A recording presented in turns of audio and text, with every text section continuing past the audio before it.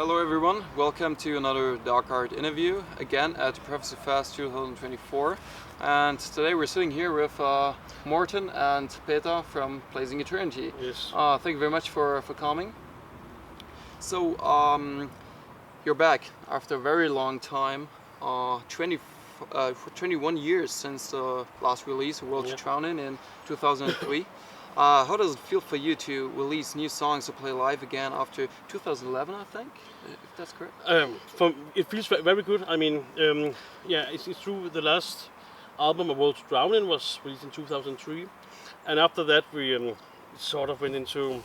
It just went out of the sand. We never really officially split up, but then after some years, there was a Danish festival approaching us. Can you do a reunion concert? And I said no. Then one year again, and the third year we said yes, we would do it. We met and talked like our differences through, because there was a lot of tension in the band when we stopped after World to Drown In. But we also, after these 4 concerts we did in 2010 and 11, agreed that if we should ever play live again, it should be with new material, because we didn't want to be like a band that only played a lot of old stuff. But I mean, but for me, I'm really excited to be back. I love it. It's the same here. It's nice with all the positive feedback of the record, and when you have positive feedback, it's much more fun to play live. Yeah. Can you Obvious. talk a little bit more into the microphone, Yeah. a little bit, Yes. run a little bit louder? Yes. Should I repeat myself? Yes, please. Yeah. So it always feels good when you have positive feedback to actually go out and represent the material you did. So I'm also enjoying this. So how does it feel in general? Because you're getting, I feel like you're getting like more attention now since you released something new. And if I understood correctly, or if I'm informed correctly, you also got more positive response again to the old stuff, especially to Times and Unknown Waters. Yeah, I mean, what really, I mean, of course, people like some people discovered us for the first time, and a lot of people have rediscovered us, or like. We're really happy that we were back, but what really we was really surprised was that there was so many people coming saying to us, like with Times and Unknown Waters, "Oh, this is like a legendary release. This The is sound of my teenage years. years, and I bought this album when I was 15, and it's one of my favorite albums ever." And it was like, wow, we didn't know it had such an impact on people. No. So before we talk about your new release, let's dive a bit into the old times. Can you describe the especially musical way you went in the 90s from Ancient Sadness and the Tragedies demo to the later demos and the first album actually? I think we started when we were really young. Like 14 years old, and it was on when the Norwegian black metal peaked at that point. So we were following the news, what was going on, and wanted to play the same type of music. So the first stuff we did was very black metal, but we quite fast incorporated a lot of other stuff like doom metal and goth rock and so on. So I think we went our own ways pretty fast, actually. And when I listened to our demo from '96, 95 was I was recorded, because it's been re-released now, and I was quite surprised that it didn't really sound like anything else at that time. Yeah. So it was a pleasant surprise to revisit that time.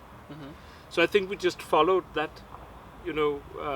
progression of style, and we incorporated more and more style. And I stopped listening to metal for many years, so that also had an impact. Things coming from other genres, which you can also hear on the new one. So it was just progress. Yeah. I mean, then of course for the first album, we continued the way from our second demo. I mean, the second demo was the one that got assigned to Prophecy Productions, and it was like a mishmash, can you say, of Old and new stuff. Yeah, old and new stuff. Like there's some black metal inspirations, a lot of doom, some gothic rock, like the same, but just developed from the first 2 demos. Yeah.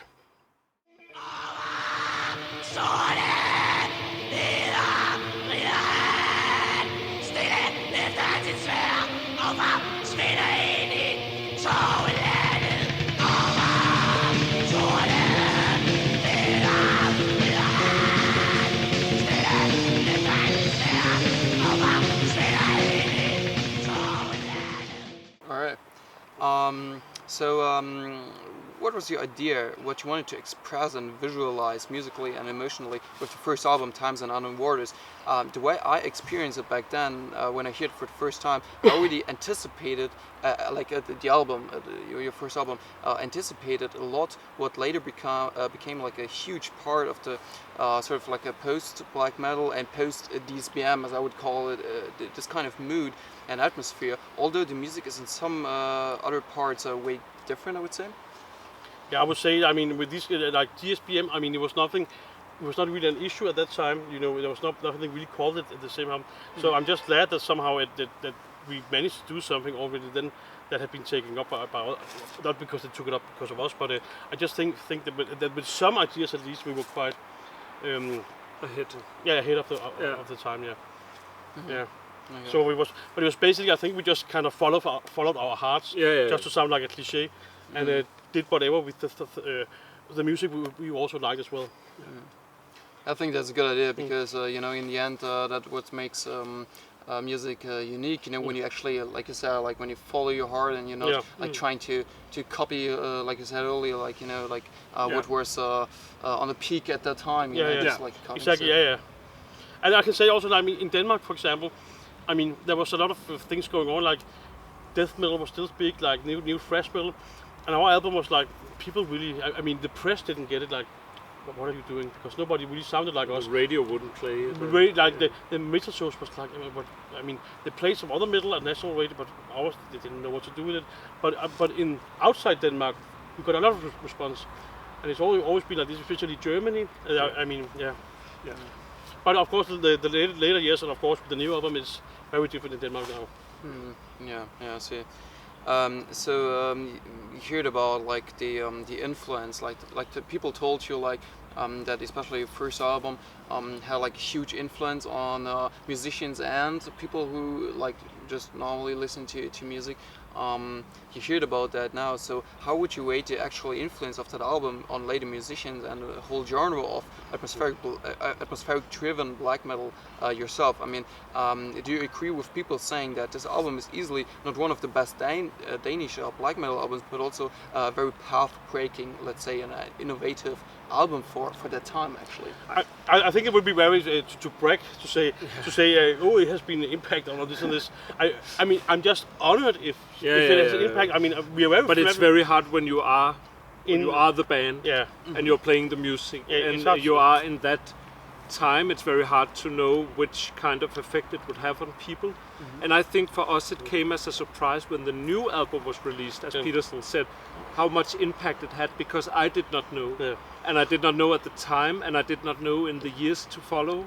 It's a couple of years ago, we had a long interview with the Danish magazine that came as a very, very big surprise to me that the album had that effect.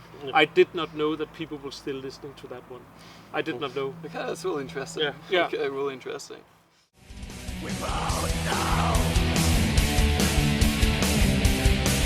that time's just a lie. That time's just a lie.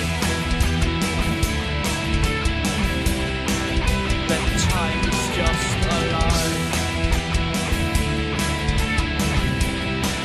That time's just a lie.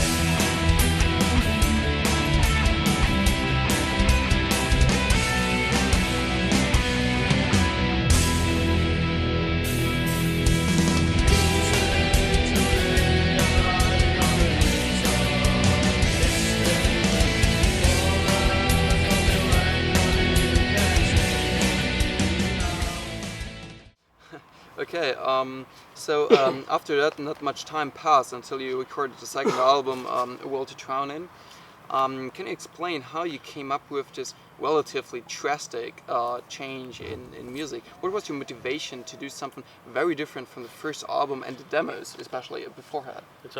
Yeah, I think especially me and Lars, the drummer, wanted to do something else, and I think we spent so much time together. We were like best friends for these years, and we were rehearsing once a week, partying all the time and being friends, and we wanted something different, and it was very hard to do something different because that meant that Peter was not that involved because I started singing.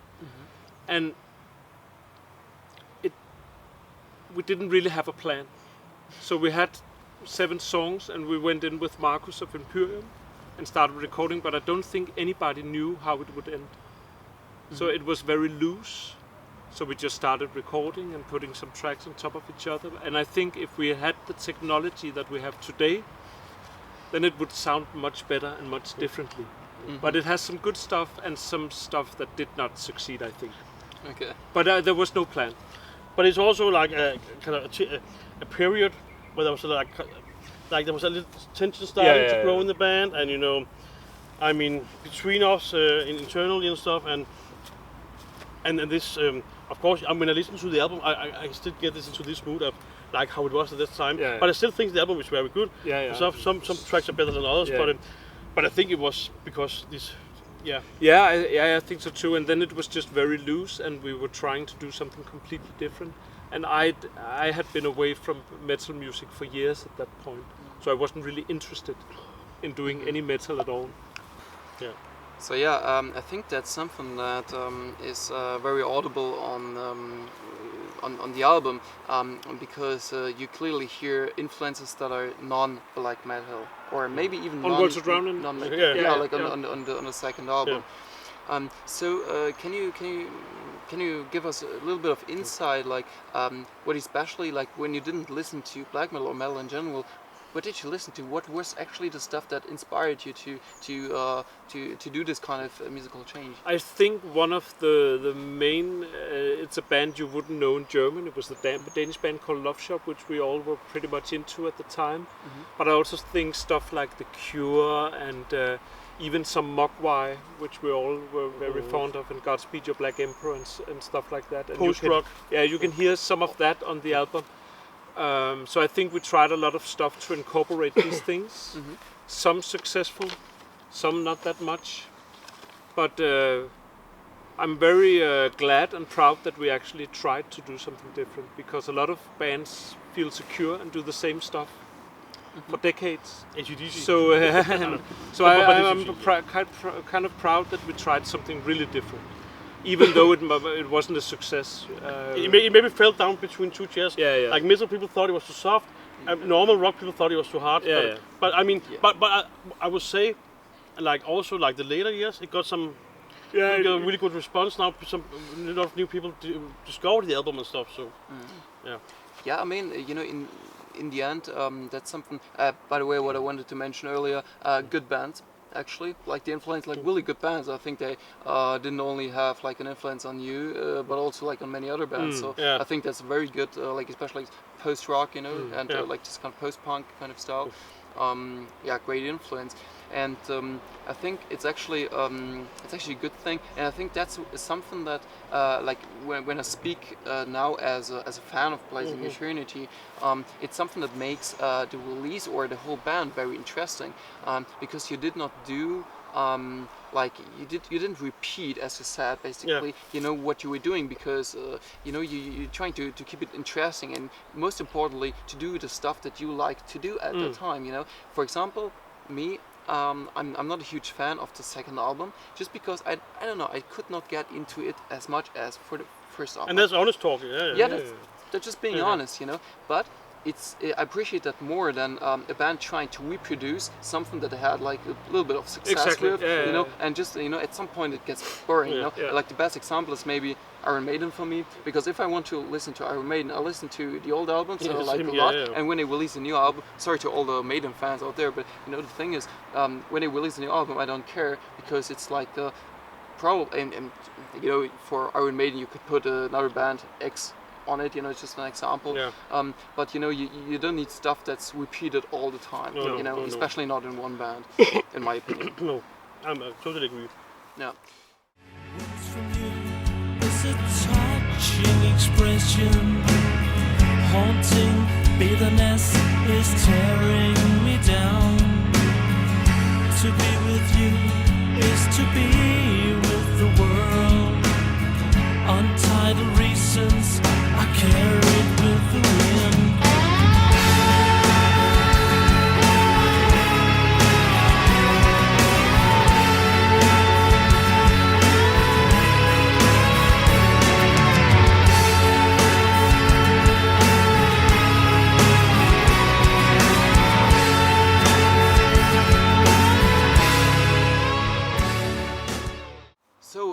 But now let's finally talk about the new album, A Certain End of Everything. By the way, we wrote a review of that in German and in English. So yeah, we read it and we really appreciate it. Oh, oh really? Actually, I think we were rehearsing. We're doing a rehearsal room, and we got the link in at my phone at the same time. So I just sent it to the other guys, and we were happy about it. Yeah. Okay, thank you very much. Happy to hear that. Yeah, so we put like all the links, like to the music and the review and all this kind of stuff. We put that down in the information box, below. You know how it works. So I want to make clear at that point that for me personally, this album means a lot because when I first discovered Blazing Eternity, I was blown away by the early stuff. And I think I was not the only one never experiencing to hear anything new again from you. Yeah. In a review, I once said that some songs and some parts really sound songwriting-wise, like they were written already 20 years ago. How far off am I by saying that? No, pretty far. Yeah, they were written from, I think, 2000. They became songs from 2018 and up to their release. But I can understand why. I mean, at first I was a bit disappointed that it was compared to Times and Unknown Waters, because it's hard to hear when you do the stuff. You think what you do now is much more different than what you did then. Yeah. But I can see why it's compared, those two. But I think the new album has a lot more to offer than the old ones. We incorporated a lot of new stuff, new electronic stuff, and I think it's like it visits the past, but also looks into the future. Yeah. Yeah. That was what we agreed we would say.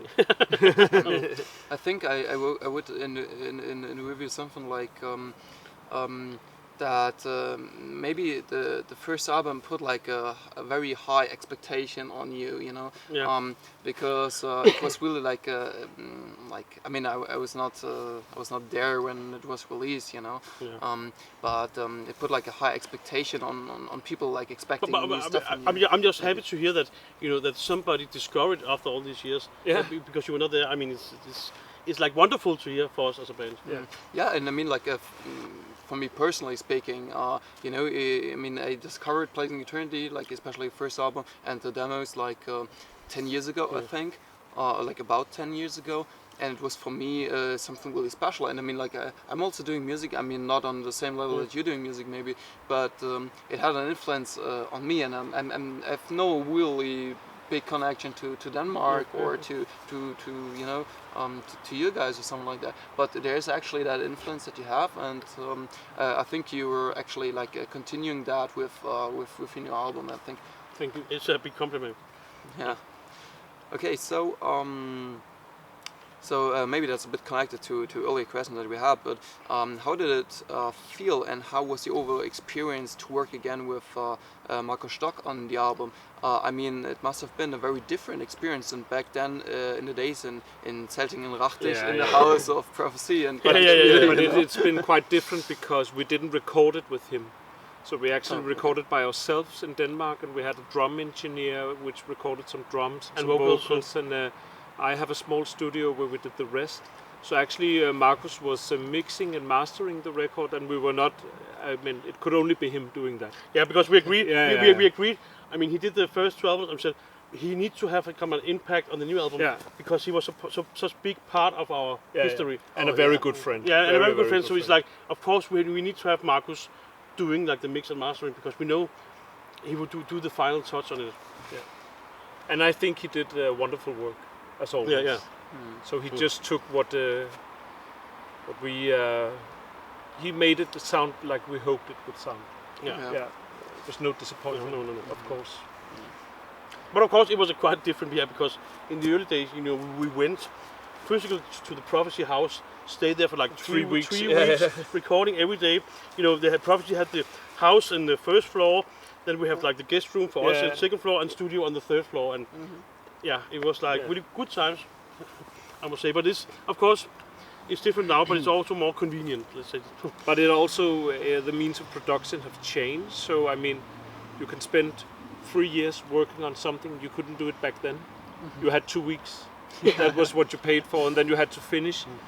We met every week and sat with notebooks and moved little blocks around and added some stuff. So we the new album we spent 4 or 5 years doing it and getting every little detail into place and got into small arguments if it needs to be louder or should go there. And you couldn't do that 20 years ago. That was not possible unless you were Metallica or Iron Maiden. Yeah, of course, Yeah. yeah.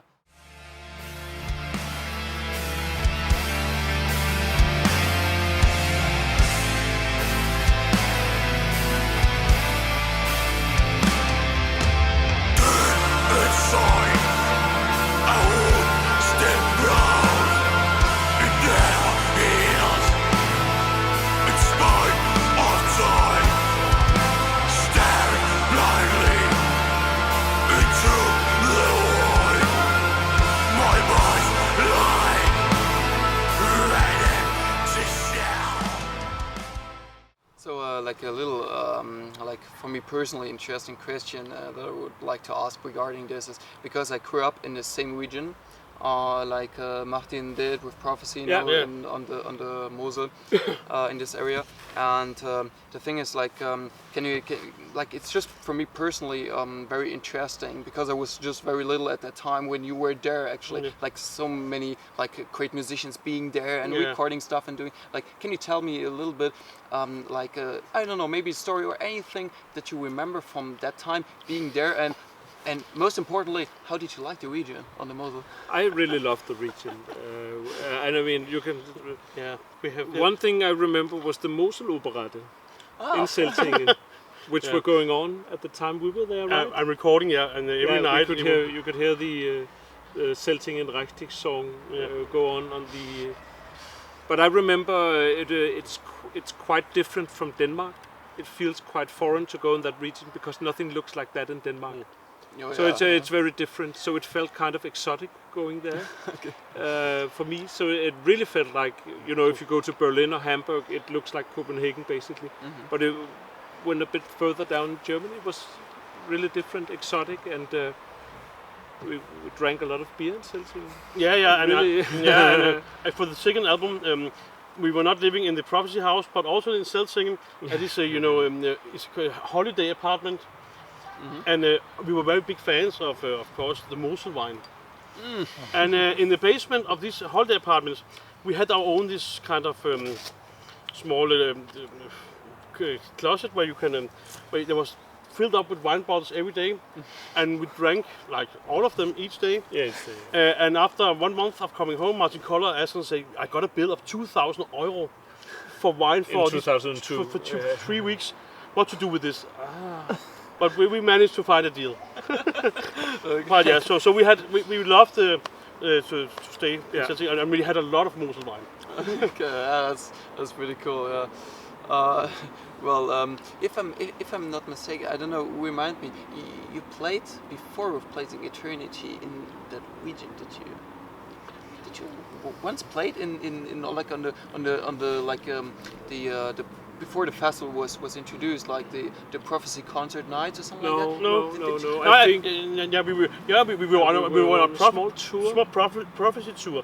Us and Dornenreich and what do you call them? Mysterium and Paragon of Beauty.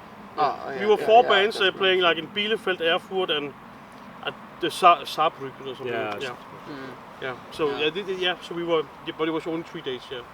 But it was like very early. It was like 2001 or something. So how was it? What are you?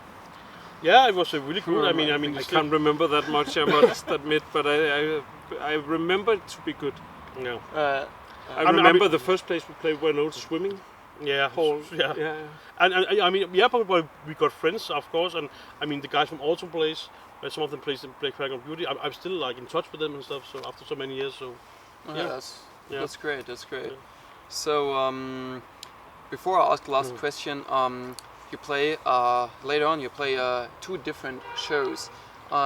So half an hour each, half an hour each on the small stage. Like, what is I mean, I guess the difference is you play once like newer stuff, on the other side you play old stuff, or how are you gonna do it? I can tell how this actually how it all started.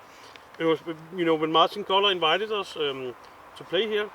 First he said, okay, you can play 30 minutes on the small stage. Wasn't it 25? No, it was 30 Okay. minutes. And I said, yes, thank you, Martin.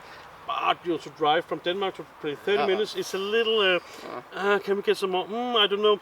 And he said, I will find out. But then he came back with the suggestion that we play 2 sets, one with new material and one with old materials. And we said, yes, this is a perfect idea, especially because we can play like songs from the first album on the first set, and the 2 songs from the first 2 albums that was released on Prophecy on the second set. So, and it makes sense on the Prophecy Fest. So, yeah. So this was how it all was agreed. Yeah, I mean everything else would have been a crime, like just for 25 minutes. Coming from Denmark and then playing Celeste. We are glad that you agree with us. Yeah, definitely. Yeah. I'm on your side with regarding this. No, so okay, last question. I think you hear that question a lot lately, but what's next to come? Like, are there any next plans already made for the future plays in Eternity? I only hear, I don't know if that's true, but I only hear that you want to re-release the demo through a Danish label, right? Yes, that's true. This is called Dead Bangers Productions. It's one of our good friends, Ole Frostholm. He's been a fan for many years. And he first got the idea, like I think it's 5 years ago. Yeah, he said he wanted to release the first 2 demos on vinyl. And then finally last year we started to really work on it, and they're both like really remastered on vinyl by a really good producer in Denmark. Engineer, yeah. And the layout made by Ustu from Den Art of God, Danish black metal band. And we hope that it should come out this year on vinyl in I think 300 copies or something. And CD also. CD as well, yeah, that's true, yeah. And I mean, we got the test press for the vinyl, and the sound is, I think it's better than it was. Yeah. It's really amazing. And like, I mean, of course, it's like really primitive material. You had the raw material. Yeah. But I think it turned out very good. Yeah. So we hope that it will be out before New Year at least. Okay, yeah, that would be cool. Yeah. So, I mean, it took 21 years for next album, so you took like, let's say, like a little break between the albums, to take your time.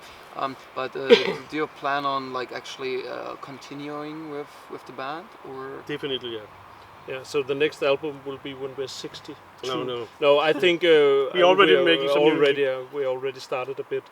So I think sometime in hopefully 2026 a new album will appear. Hopefully, Okay, yeah. Hopefully, okay, cool. if all Hopefully, goes yeah. well. Yeah. But we're not finishing promoting this one yet. We just started. And we also have a concerts next year as well. So. Yeah. So, but we will definitely make another one. Yeah. Okay. Maybe 27. Yeah, But then yeah, it's only 3 years. Yeah. It's better than 21 years. Yeah, definitely. Yeah. Yeah. So, guys, But for sure, we're back for good. Yeah. okay, so guys, you heard it.